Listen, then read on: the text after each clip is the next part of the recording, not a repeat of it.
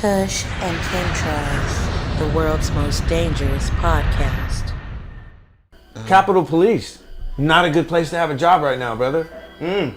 They got fucking 4 suicides since the insurrection on January 6th, and 2 other deaths. One a stroke, and someone else got ran over on the job. Coincidence?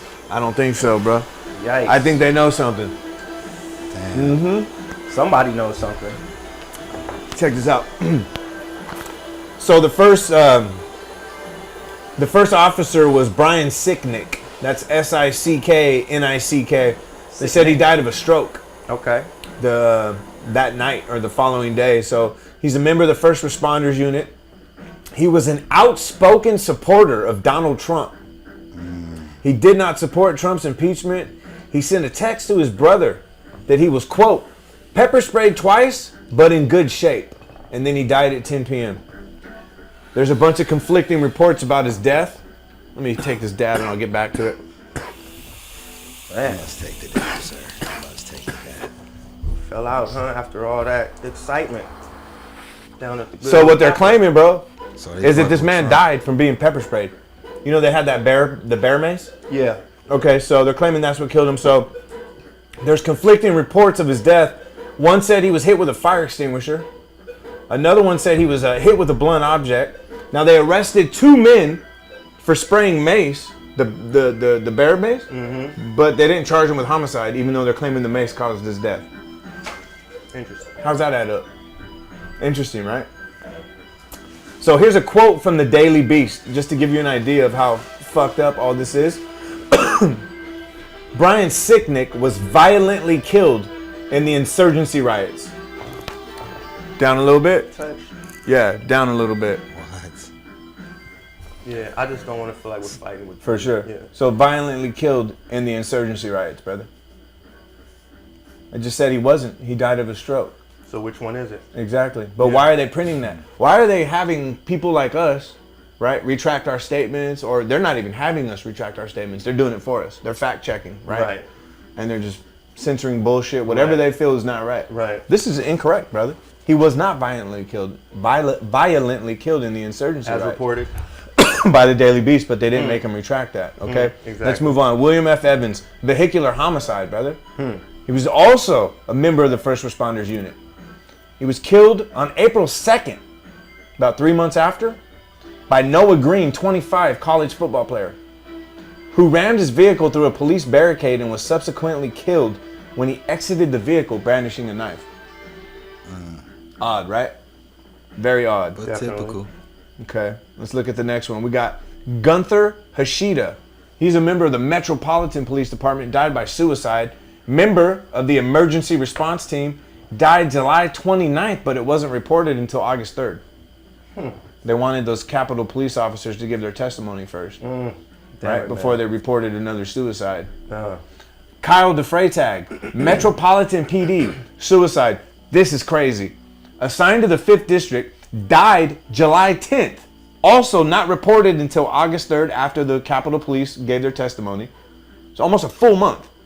DeFreytag was 26, deployed to protect the Capitol after police cleared the building of rioters and was involved in enforcing a curfew.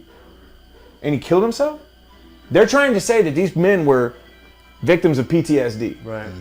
Right? Right. And then killed themselves because they were so traumatized. This man enforced a curfew, bro. He was there after the building was cleared of rioters. So what PTSD? Yeah. Why'd he kill himself? Right. These men knew something, brother. You know the videos where they show them letting them in? Or the videos where they're all posing? You know, taking pictures with them? Why weren't those officers arrested? They know who they were. They can see them. Everyone else was arrested. Right? Yep. Okay. Let's look at Jeffrey Smith, Metropolitan PD, suicide. This is odd, bro. Died 9 days after the riot. Metropolitan PD, like I said, brutally attacked, they claim, with a metal pipe, but we can't take their word for it. They also said that Sicknick was struck with a metal object and that he was beat with a fire extinguisher. Right. Okay. Suffering head and neck injuries, but no one was arrested for assault or murder. This is all on tape, but no one was arrested for assault or murder. His medical care at the police and fire clinic was misdiagnosed. He was restored to duty against his wishes on January 15th. Smith committed suicide On the day he returned to duty, a report filed by the chief medical examiner of the District of Columbia, Dr. Jonathan Arden, found that the direct proximate cause of his death was the Capitol storming. How? How was his the Capitol storming a direct cause of his death? He died 9 days after, on January 15th. So, on Friday, July 30th, 2021, his attorney, David Weber, filed the opening brief in the attempt on behalf of Officer Smith's widow to have Officer Smith's death ruled in the line of duty. Weber noted that Officer Smith did not have the mental capacity to commit suicide per the expert reports of Dr. Arden and that of forensic psychiatrist Robert Sheehan, and that the proximate cause was instead the injuries Officer Smith suffered at the Capitol insurrection. So this man didn't have the wherewithal to even commit suicide, but they're accepting suicide as the official cause of death, not a murder. They're saying, they're saying, the psychiatrist, the coroner, everyone, he didn't have the wherewithal to do this, but he did it. Doesn't make any sense, right? Okay. So Smith returned to the police clinic for a follow-up appointment January 14th and was ordered back to work, a decision his wife now questions. After a sleepless night, he set off the next afternoon for an overnight shift, taking the ham and turkey sandwiches, trail mix, and cookies his wife had packed. On his way to the district, Smith shot himself in the head. Police found him in the cherished Ford Mustang, which had rolled over and down an embankment along the George Washington Memorial Parkway. Jeez. He shot himself while he was driving? Does that make any sense to you? Yeah, it doesn't make any sense at all. Like he was murdered, right? Yeah, hell yeah. And they found him down on the embankment. Yeah. See, Come on, brother. Stories make sure. Doesn't make any sense. All right, this last one's fantastic. Howard Liebengood, Capitol police officer, suicide, died 3 days after the riot. Prior to his death by suicide, Liebengood worked 3 24-hour shifts without sleep, 72 hours without sleep. Liebengood was survived by his wife Serena and his 2 siblings. Liebengood's father was well known to many U.S. senators and served as the United States Senate Sergeant at Arms. Do you know what that is? It's the head of the Capitol Police. His father was the head of the Capitol Police. Wow. This isn't some nobody, brother. Right. Liebengood, this is his father, served in the U.S. Army Military Police from 1968 to 1970 in Vietnam, was decorated with the Bronze Star and Army Commendation Medal. Those aren't low awards, brother. The Bronze Medal is Right. for you have to be in combat to win the Bronze Medal. He was a lawyer in Nashville before becoming minority Republican counsel to the Senate Watergate Committee in 1973. This man was high up. You cooking, In man. 1975, Liebengood returned to Washington to work as a consultant for the Church Committee. We talked about the Church Committee. They're the ones that found out the CIA was using all those fronts, remember? They're the ones that found out about Manson. The next year, in 1980, he became legislative counsel to Senator Howard Baker. From 1981, Liebengood became Sergeant at Arms of the U.S. Senate. In that role, he supervised more than 1,200 employees, including 500 Capitol police officers, 185 computer specialists, 9 carpenters, and 7 barbers. In 1983, Liebengood stepped down to become Executive Vice President for Federal Relations at the Tobacco Institute. In 1984, Liebengood and Martin B. Gold established the lobbying firm Gold and Liebengood, which lobbied on behalf of clients such as the Chemical Manufacturers Association, Federal Express, Fiat, Martin Marietta, and the Hopi tribe. From 1989 to 1994, And the Hopi tribe. right? Burson Marsteller purchased the firm, and also Black, Manafort, Stone, and Cali in 1991, which were merged in 1996 to form BKSH and Associates.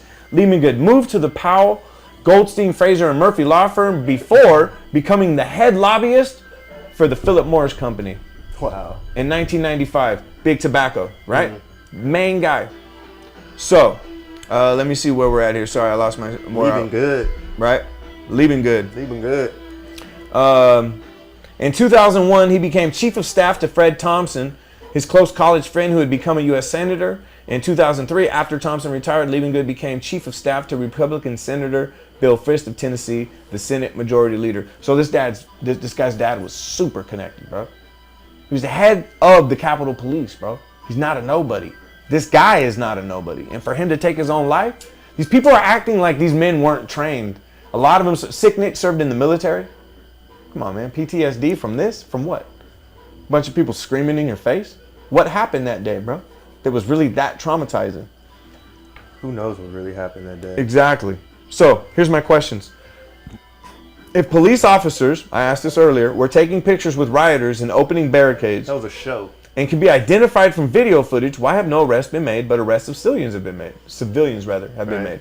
Right. Here's my other question. If footage exists of officers being assaulted and this subsequently caused their death, how come no arrests have been made charging any insurgents with murder? Not one. My last question, and this one's a doozy, brother. A bomb had just been detonated on Christmas Day, which was 12 days prior. And the FAA received threats that Iran would fly a plane into the Capitol building on Wednesday, January 6th, the day of the insurgency.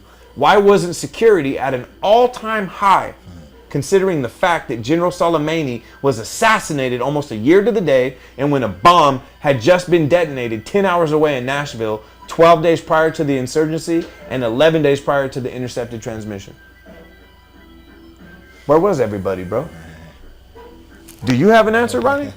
Where was everybody that day? That music is perfect I right now. actually think, man, like they was conveniently kept away from there for a reason. Yeah? DJ. I mean, FJ. yeah. I mean, it's like a bunch of... 'Cause none of it that makes was- any sense. That was to make a statement.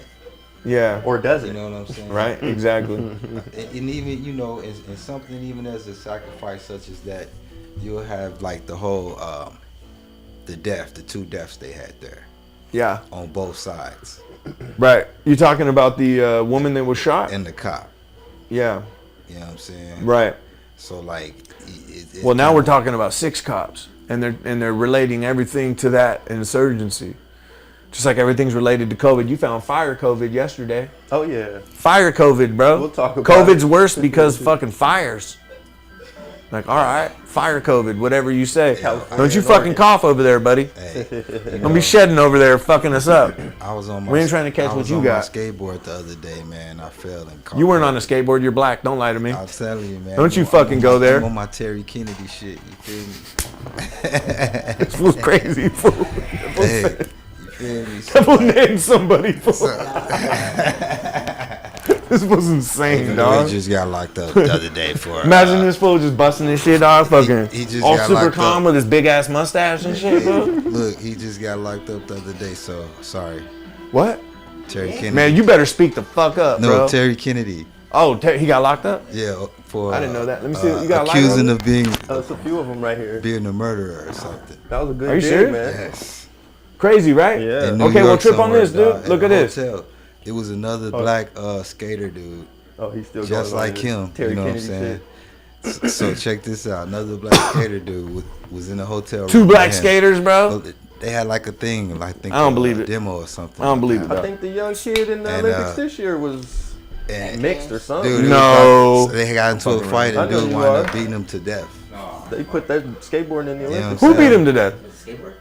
His partner that I guess they were gonna go to the demo together. So they shared a room. And they wound up getting into it. The dude wound up killing him. Terry Kennedy beat the dude to from death? Long Beach, bro. Man. And he cripping it. Like, Well, there you go, guys. You heard it here on So Christian that means Chemtrails he first. wasn't going. Whatever the conversation Damn. was, he just thought dude was squaring it. And Look at this. So, And just be skating and shit. But like, hey, that motherfucker, he down with the crib. fuck Terry Kennedy, bro. I'm talking about this important look, he shit was- here. Look, he was for. Oh, sorry. Go ahead. Yeah, you're right. Fuck Terry Kennedy. It took me to another place. Yeah, you know? man, fuck that guy. He's a bad person, bro. Look what he did. All right, so January 6th, bro. This is CBS Evening News. You guys will see the slide at home. We're gonna put it up on there for you. CBS Evening News. Chilling threat. This is January 6th. Oh, the day of the insurgency, 2021. So let me read this headline. It says, man, these fucking pop-up fucking goddamn stupid fucking things. Chilling threat sent to air traffic controllers vowing revenge for killing of Iranian general is under investigation. That's CBS Evening News. Okay? And it says, and I quote, multiple air traffic controllers in New York heard a chilling threat Monday. Can we get that music down a little bit, please? In audio obtained exclusively by CBS News. Quote, we are flying a plane into the Capitol on Wednesday. Soleimani will be avenged. The threat refers to Qasem Soleimani, the Iranian general killed last year in a U.S. drone strike ordered by President Trump. It was made on the 1-year anniversary of Soleimani's death, for which Iranian officials have long vowed revenge. It's unclear who sent the threat. While the government does not believe the warning of an attack is credible, it is being investigated as a breach of violation of security. Now, where the fuck were they on that day, bro? Kush and Chemtrails, the world's most dangerous podcast.